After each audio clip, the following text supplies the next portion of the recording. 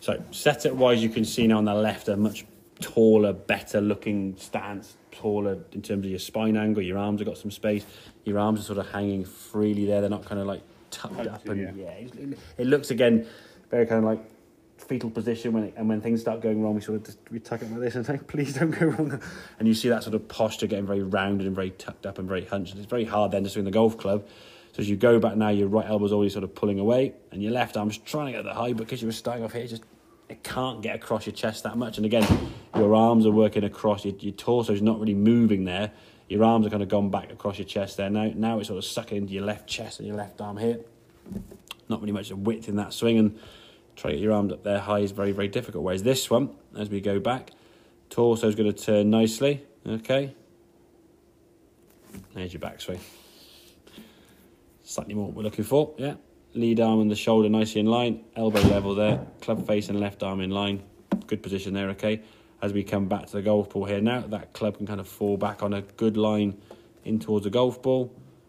Pulled across a little bit left, but the movement there, your hands finishing a little bit higher compared to this, where you're sort of swinging around the corner there, your left arm sort of hands very low and just trying to hit it left. And to be fair, you hit some reasonable shots on these there, but you can see the ball just going low left there as you sort of swung it kind of here. At this point now, your shoulders have already gone past straight. They're kind of aiming left anyway, and that club's kind of just hitting down, smothering on it, trying to hit down on the ball by just smothering it as you come down.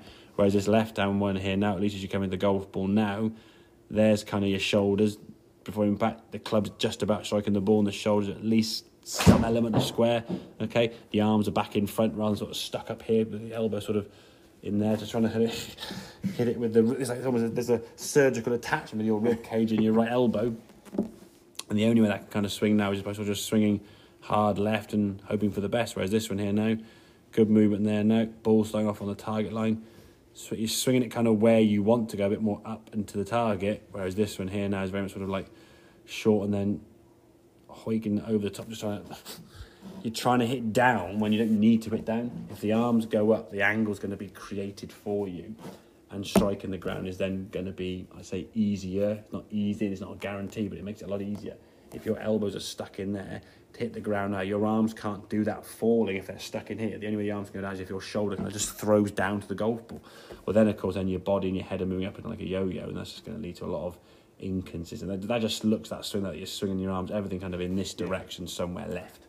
And again, a lot of times that's the kind of trying to prevent the ball curving too far to the right, which your left arm working up nicely there now.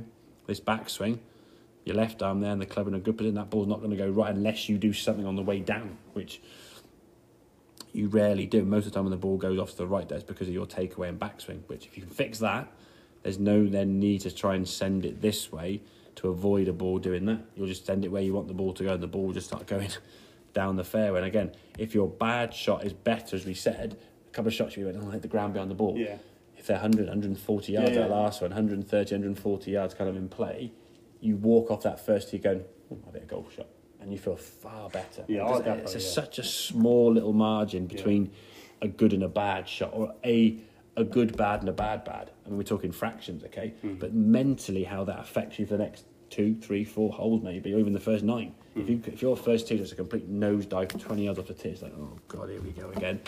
And then you're sort of trying so hard to improve, you're getting tighter.